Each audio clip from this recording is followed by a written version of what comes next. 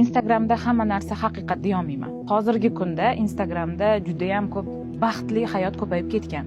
Yolg'on baxtli Kimdir mashina olgani, kimdir uy olgani, kimdir aytaylik o'sha chet el safarida, xullas juda ham baxtli hayot ko'payib ketgan, lekin men shu paytgacha ko'rmadimki, kimdir chiqib turib, men kredit to'la olmayapman, meni uyimda ro'zg'orimda yetishmovchilik bo'lyapti, meni uyimda bugun non qolmadi yoki birorta erkak bloger chiqib turib, men oilamni boqa olmayapman, bugun menda reklama yo'q degan shunaqa bir to'g'ridan to'g'ri ochiq haqiqatlarni gapirgan insonlar yo'q.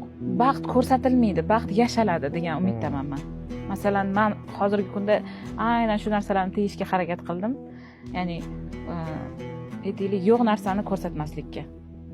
Masalan, ba'zida men o'zimni bo'lgan aslida, bo'lgan hayotim xuddi aytaylik kimdandir qarz bo'lgan holatimda ham, lekin xuddi kim Instagramda meni ko'radiganlar bu juda ham yaxshi yashaydi, juda ham zo'r yashaydi degan ehtiyoj yo'q, bu maza qilib yashaydi, chet el yuradi degan fikrlar ham ularda bo'lishi mumkin-da, lekin ba'zida masalan meni ham oilaviy sharoitim yo'q payti bo'ladi, nima deydi, kamchiliklar bo'ladi. Reklamaga muhtoj vaqtlar bo'ladi. Bo'ladi.